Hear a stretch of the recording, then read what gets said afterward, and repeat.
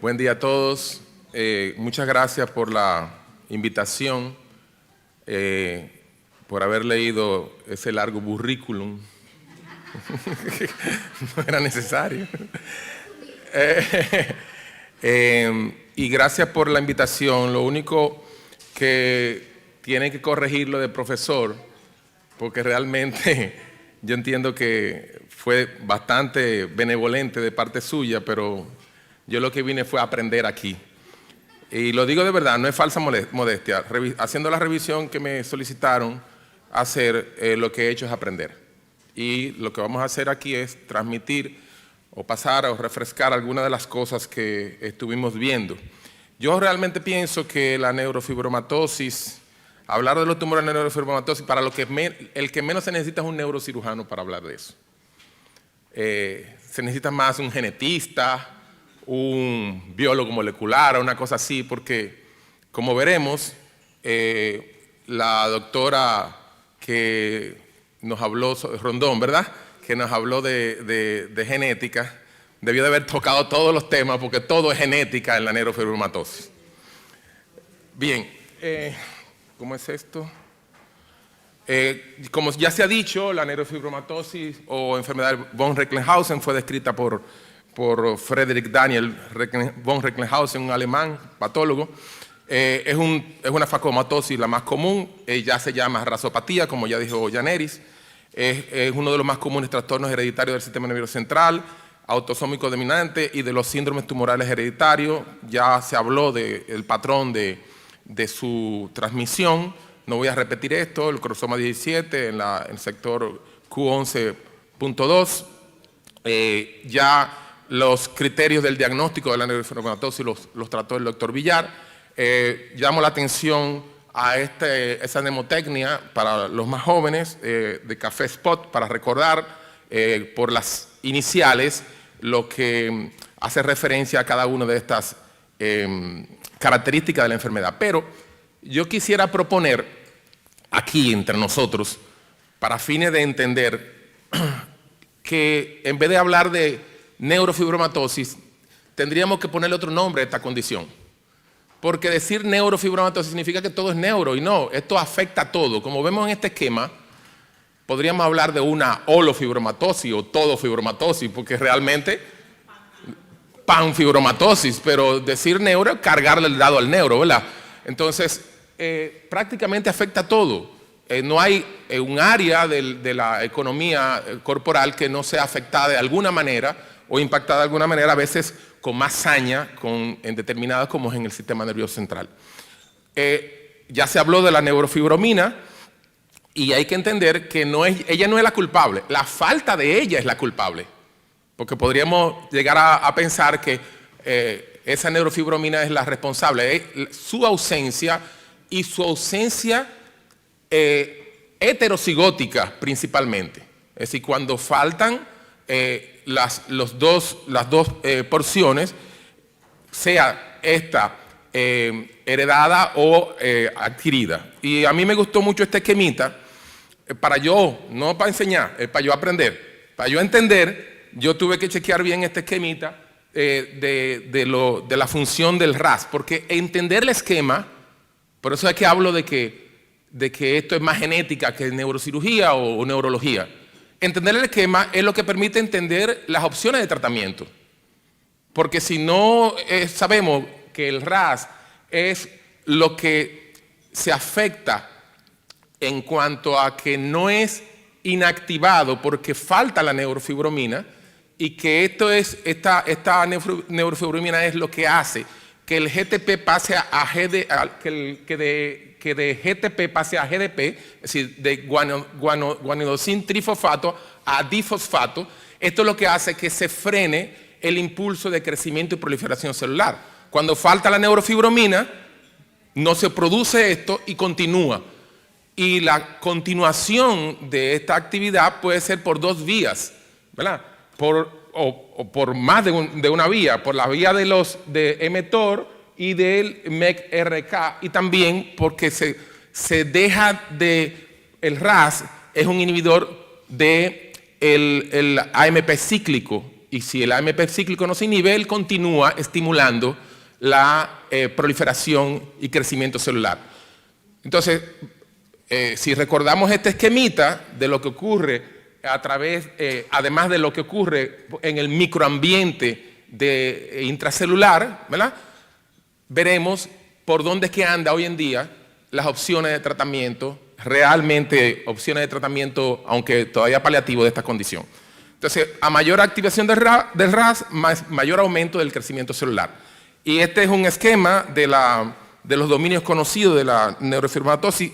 Yo no voy a explicarlo porque yo no lo entendí. ¿De acuerdo? pero nos da una idea, porque hay que ser justo primero, ¿verdad? Si queremos ser felices, ¿verdad? Entonces, fíjense que, como ya se ha dicho, es una proteína grande, todo ese tipo de cosas. En cada lugar hay los puntos donde la afectación lleva a determinada manifestación. ¿De acuerdo? Yo todavía no sé poner la cosa con código QR, tú me tienes que enseñar. Bueno, los niños y adultos con neurofibromatosis tipo 1 están, como ya se ha dicho, genéticamente predispuestos al desarrollo de tumores. Hay una diferencia de ubicación cerebral, edad, presentación y comportamiento clínico entre los niños y los adultos. Los gliomas de bajo grado predominan en los niños, los de alto grado y los glioblastomas y los anaplásicos son más frecuentes en adultos y en los niños mayores, pero no siempre es así. El glioma de la vía óptica está dentro de las características que hacen el diagnóstico y por tanto es muy frecuente, ocurre entre 15 y 20% de los pacientes con un tipo 1, la edad media ya se ha mencionado 4.5 años, la mayoría son asintomáticos o no progresivos. Y cuando son sintomáticos llevan a pérdida de visión, proptosis, pubertad precoz, son astrocitomas pilocíticos grado 1 de la OMS, tienen esa arquitectura bifásica de la fibra de Rosenthal y los cuerpos granulares eosinofílicos. Miguelina podría darse una vueltita para que nos explique todo esto. Y cuando ellos ocurren porque hay una falta total de la expresión del gen con un aumento del RAS P21 unido a la GTP. Y ellos pueden afectar el nervio óptico, el quiasma, el tracto óptico o la radiación óptica o más de uno de estos a la vez. El factor de riesgo para el glioma de la vía óptica está asociada con el genotipo y el fenotipo. Las mutaciones en el extremo 5 del gen de la neurofibromatosis son más frecuentes en blancos, pero la raza no afecta la progresión. Es decir, es más frecuente, pero no es peor en ellos. Hay menos posibilidad en niños que tienen eczema y asma. Es decir, en los pacientes que tienen un componente de este tipo, es menos chance de que haya glioma de la vía visual. El riesgo de la pérdida de visión, en estos casos, los que están afectadas las partes más posteriores de la vía, tienen más chance de perder la visión tempranamente si se presenta en edad más temprana, y las niñas tienen de 3 a 5 veces más chance de perder la visión que los varones. Será porque los varones usamos más la visión que las niñas, ¿verdad? Para ver a las niñas. Las evaluaciones de la agudeza visual en los primeros 10 años, imagino que la doctora Rivera va a hablar sobre esto, las tarjetas que se utilizan. El OCT es de mucha utilidad para darle seguimiento a los niños con gliomas de la vía visual. Y no están indicados los estudios de imagen de rutina, de que hacerle cada año una resonancia magnética, disculpa Paliza, pero porque lo principal es ver la parte de la función, y eso se puede ver con las evaluaciones que hacen los oftalmólogos. Entonces, el tratamiento se va a generar si hay una evidencia de pérdida progresiva de la visión, y se estipula como disminución de 2 líneas de la agudeza visual. Cuando hay que tratarlo, la mayor parte de las veces lo correcto es con quimioterapia, el 72% de ellos mejora. Las combinaciones de vincristina, vinblastina, irinotecan o bevacizumab.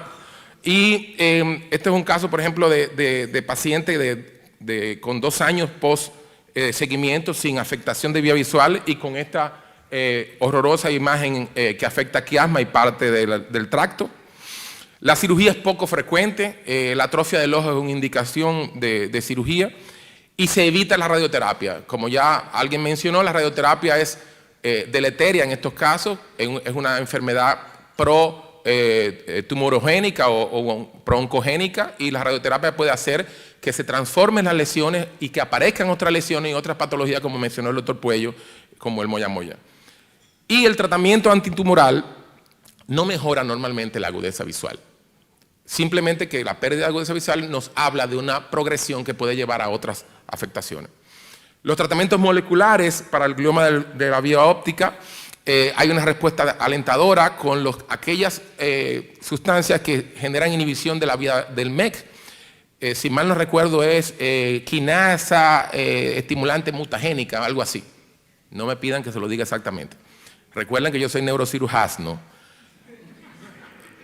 Los estudios de fase 2 de seguimiento de niños con el selumetinib, el 40% hay respuesta parcial sostenida, y el 96% de los niños tienen sobrevivencia sin progresión a 2 años.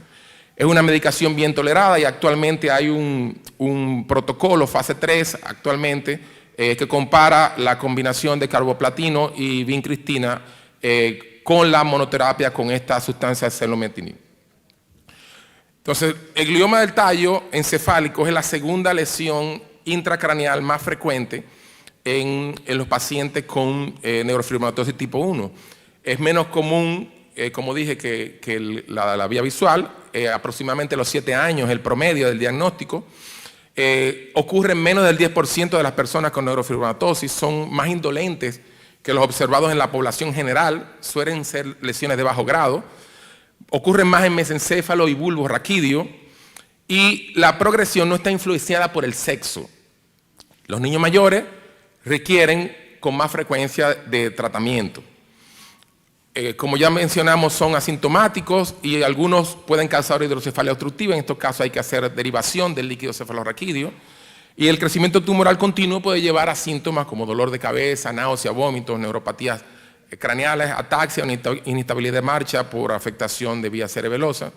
Y en estos casos, lo primero que se debe intentar es la quimioterapia y menos frecuentemente la cirugía. Este es un caso que no fue ni diagnosticado ni tratado por mí, de un masculino de 4 años con neurofibromatosis y su seguimiento 2 años sin tratamiento alguno para el tumor muestra una reducción de la imagen tumoral. Por tanto, el tratamiento conservador es lo que debe de prevalecer en estos casos. Es decir, neurocirujano, ¿para qué? La sobrevida libre de progresión a 3 años es más corta para los tratados que para los observados. Es decir, que cuando le metemos la mano, metemos la pata, en la mayoría de las veces. Si metemos la mano, metemos la pata, a menos que sea hidrocefalia lo que se va a tratar. Entonces, ven que no hacía falta un neurocirujano. La mayoría se puede abordar de manera conservadora, no es necesario un tratamiento dirigido al tumor, los tumores a menudo son benignos, es difícil predecir qué tumores van a dar síntomas y la radiación debe evitarse y dejarse la quimioterapia para cuando sea necesaria y la cirugía aún más. También pueden haber gliomas en otras ubicaciones, lóbulo temporal, cerebelo, tálamo, ganglios basales, médula espinal, la mayoría de las veces asintomáticos. Los peores de peor pronóstico es cuando afectan el tálamo. Y si hay síntomas o aumento de tamaño, se debe entonces optar por la resección quirúrgica, la quimioterapia o la derivación del líquido cefalorraquídeo según sea. Este es un caso, sí, un caso que nosotros tuvimos que ver. Es una paciente que cuando la vimos en el 12 tenía 9 años. Esta paciente me la mandó el doctor Puello, ahora me acuerdo, con cefalea, mareo de 2 meses, que tenía esta imagen acá, no sé si consiguen distinguir, esto es una resonancia T1 con contraste en sagital, es de 2012, entonces téngame paciencia con lo que encontré. El doctor Puello me la mandó porque la niña no tenía diagnóstico de neurofibromatosis, ¿de acuerdo? Y para hacer biopsia, esta es la resonancia de la planificación el 12 en junio de su biopsia. Ahí ven dónde se planificó la toma de muestra. Esta es una imagen tomada de mi sistema de planificación. Entonces, a los 2 años, este es su flare, ven la toma de muestra. Ven la toma de muestra y la lesión estaba ahí, brillante. En el 2015, vemos, este es un T2, y le pido de nuevo disculpas, no es truco de cámara paliza, que siempre dice, que tú no pones lo que tienes que poner. Es lo que encontré. En el 2015 vemos en T2 esta imagen hiperintensa a nivel núcleos basales. Igualmente se nota la toma de muestra. La toma de muestra nos dio un astrocitoma grado 2. ¿De acuerdo? Entonces, pero vimos también esta imagencita frontal contralateral hiperintensa. Entonces, ella no tenía síntomas de esto. La niña en ese periodo se hace diagnóstico de neurofibromatosis por un neuroma en el pie que le generaba dolor, y también le hicieron los diagnósticos de los nódulos de Leach por oftalmología, y se hace el diagnóstico ahí de neurofibromatosis. Entonces uno dice, después que tenemos esa información, ¿verdad? Y ahí vuelvo a la imagen del 2014 a ver esa imagencita y vemos que no está. Es decir, ocurrió en un año. Ahí, en el 19, el T2 no nos muestra más la lesión biopsiada, pero muestra el lugar donde tomamos la muestra. ¿De acuerdo? Y la imagen contralateral se ve más. Entonces, esta es la última imagen que tengo de ella, el 21. Ella, todo este tiempo lo que ha tenido es dolor de cabeza. Dolor de cabeza, dolor de cabeza. Es cacona, macrocránica, perdón. Tiene algunos trastornos del aprendizaje, pero ya tiene 20 años. Es una penca de 20 años. No se quedó chiquita, como normalmente son. Es grandota. Entonces, vemos la toma de muestra. No vemos lesión. No sé, José Miguel, si consigues ver algo de lesión donde estaba la lesión previamente. Exacto, pero hemosiderina... exacto, y las imágenes contralaterales continuamos viendo. Entonces, mi pregunta es, ¿hubo tumor? ¿O hubo? ¿Hubo o hubo? ¿Hubo con H o sin H?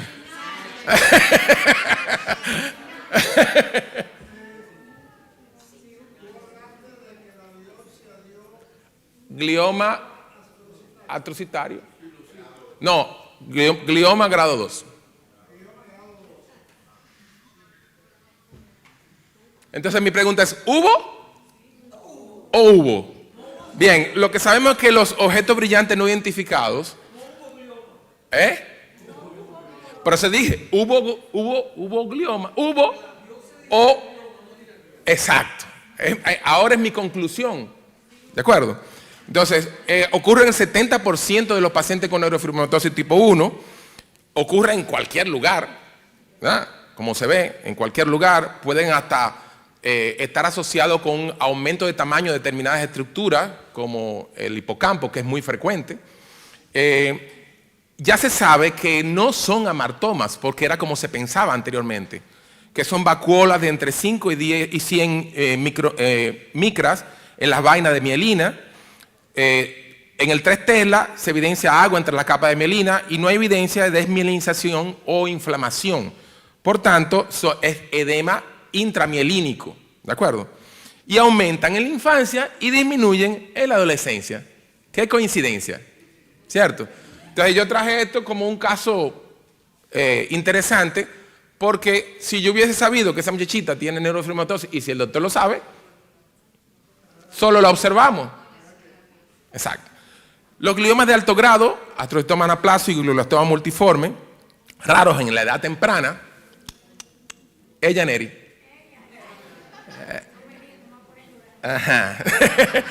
Prevalencia aumentada en la edad adulta temprana y temprana, más frecuente en los hemisferios cerebrales. El riesgo es 50 veces mayor en la neurofibromatosis tipo 1 que en la población general. Pero aún así son raros en la neurofibromatosis tipo 1. Pero es 50 veces mayor que en la población general. Ocurre por alteraciones mutacionales y genómicas similares a los esporádicos, a excepción del IDH que no está presente, es decir, no son isocitratos de deshidrogenasa positivo, lo que en teoría los hace de mejor pronóstico, ¿verdad? Porque cuando son positivos significa que son lesiones primariamente malignas, pero resulta que las terapias son similares a las que se utilizan en los esporádicos.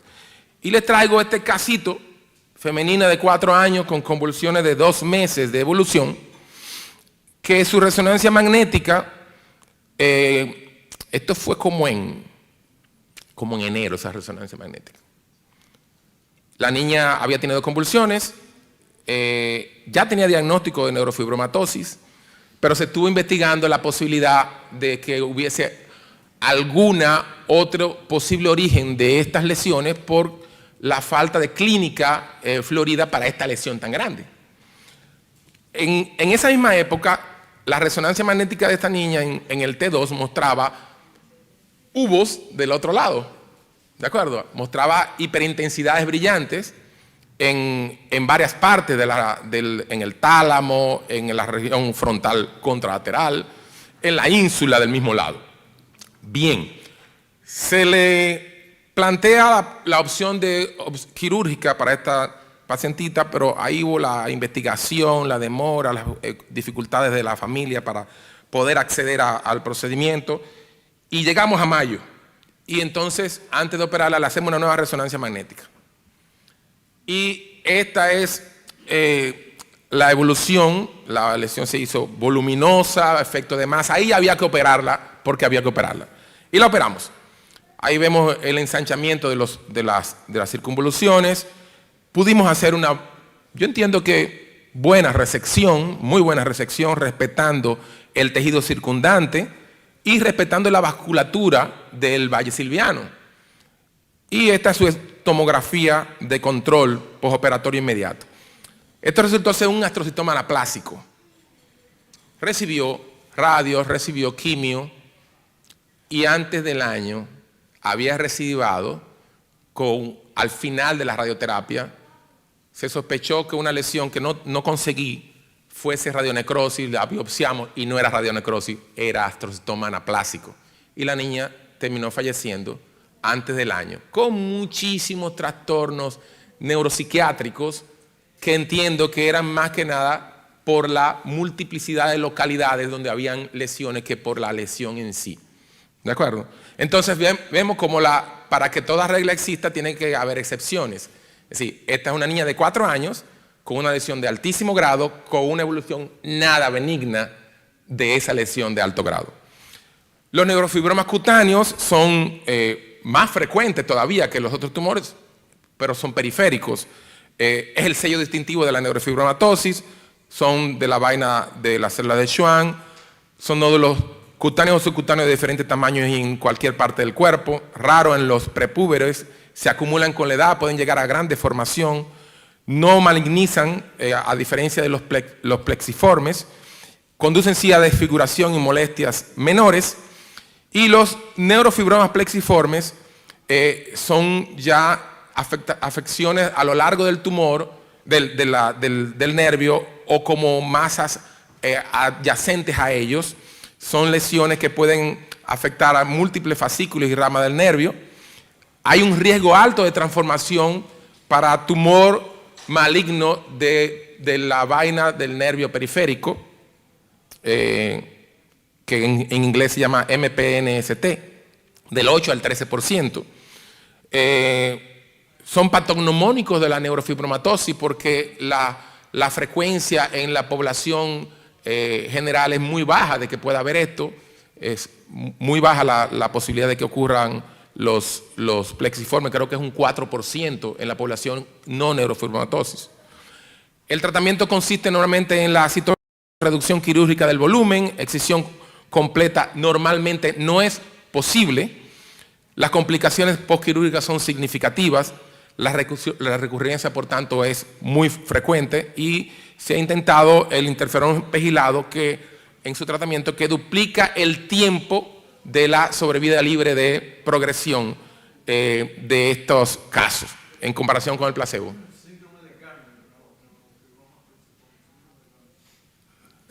Esta es una noticia que encontré, es algo reciente, es un niño de Atlanta, que 8 años, que su madre hacía la alerta pública de la necesidad de la empatía con estos pacientes, porque el niño ya estaba perdiendo la visión y su problema principal no era la pérdida de la visión, sino el bullying que recibía de sus compañeros, que le decían constantemente, quítate la máscara, que ya pasó Halloween.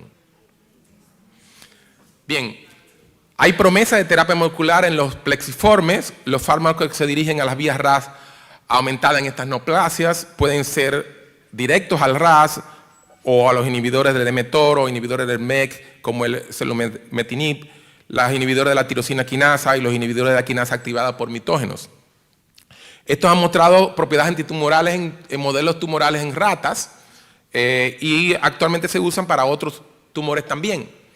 En los plexiformes se ha intentado con la rapamicina, que es el sirolimus, en lesiones progresivas, y hubo un aumento modesto de 4 meses y todavía no es algo que pueda utilizarse. El verolimus, que es un inhibidor de TOR, el pexidartinib, hay que hacer, esto es un idioma nuevo, inhibidor de la tirosina quinasa, no ha tenido mucho éxito y en particular el verolimus da muchos efectos colaterales. La estrella, que ya la doctora lo mencionó, el selumetinib, hay que decirlo con cuidado para no decir otra cosa. Estudio de fase 2, publicado en el 20, más del 20%, ¿qué pasó?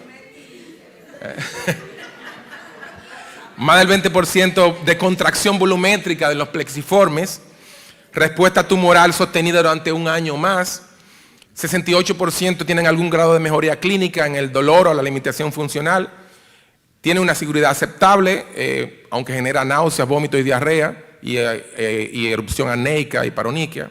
Y ya fue aprobado en el 20 por FDA para pacientes de 2 a 18 años con neurofibromatosis y neuronoma plexiforme sintomáticos e inoperables.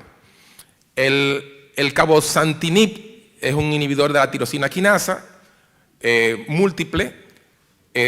Se utiliza en adolescentes y adultos con plexiformes progresivos y sintomáticos y resecables.